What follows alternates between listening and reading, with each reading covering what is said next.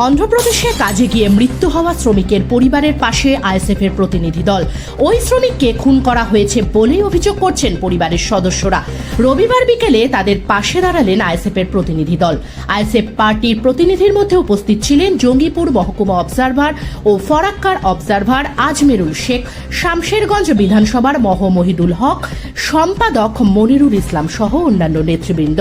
তারা আশ্বাস দেন, আমরা পরিবারের পাশে আছি ও এইভাবে একের পর এক পরিযায়ী শ্রমিকদের হত্যাতে আমরা এর তীব্র প্রতিবাদ জানাচ্ছি এবং হত্যাকারীদের শাস্তিরও দাবি জানাচ্ছি।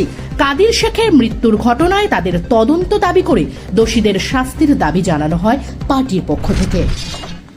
আবারও আমাদের মুর্শিদাবাদের ফরেস্টার একজন শ্রমিক, তিনি ভিন রাজ্যে গিয়ে মৃত্যু হয়েছে। আপনার পরিবারের সঙ্গে দেখা করলেন, কি জানলেন এবং কি বলবেন? আমরা যেটা জানলাম যে দীর্ঘ কয়েক বছর ধরে কাজটা করতো আর কি, যে আপনার কন্ট্রাক্টরের, সেই কন্ট্রাক্টর আগে পেমেন্টটা ঠিকঠাক দিত এবং পরবর্তীতেই প্রায় 2-3 বছরে মানে এর মধ্যে আর কি পেমেন্টগুলো ঠিকঠাক দিত না। প্রায় 3-4 লাখ টাকা মতো পাবে ওই কন্ট্রাক্টরের কাছে। কন্ট্রাক্টর বিভিন্ন রকম প্রলোভন দিয়ে মানে আবার পুনরায় কাজে এসো, তোমাকে পুরো পেমেন্ট দিয়ে দেওয়া হবে, এই প্রতিশ্রুতি দিয়ে ছেলেটাকে ডেকেছে।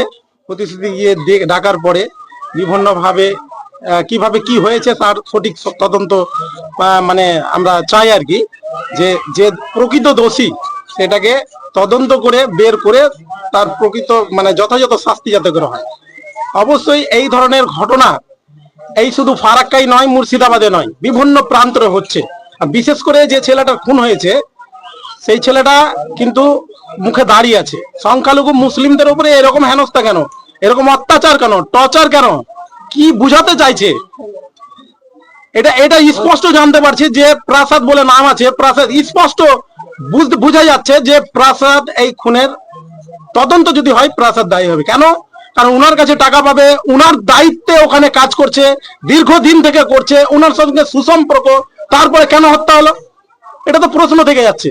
অতএব সঠিক তদন্ত যদি হয় তাহলে অবশ্যই মানে এর সঙ্গে সঙ্গে যারা আছে সবাইকে অবিলম্বে অ্যারেস্ট করতে হবে, কারণ এই সমস্ত ঘটনা কিন্তু অভাবে হচ্ছে অন্ধ্রপ্রদেশের মতো জায়গায়।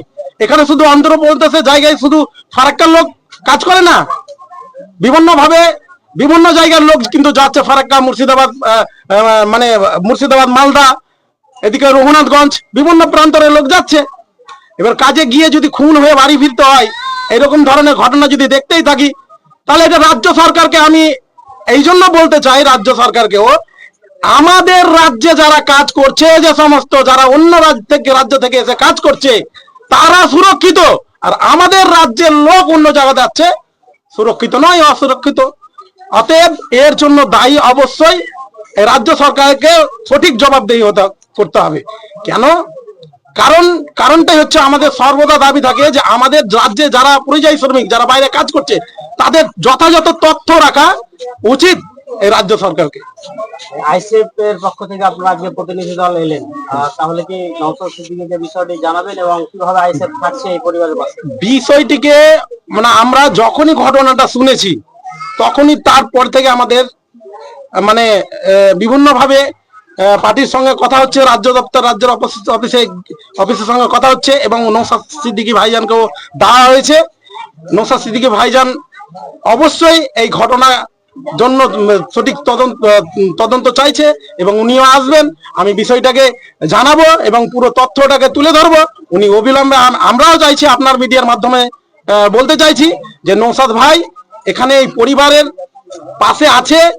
সমস্ত রাজ্য তথা দেশের যেই প্রান্তে যে ঘটনা হোক না কেন, যেখানে অন্যায় সেখানে কিন্তু এই প্রতিবাদী মুখ আমাদের ভাইজান নওশাদ সিদ্দিকী ভাইজান, উনি আছেন, এটা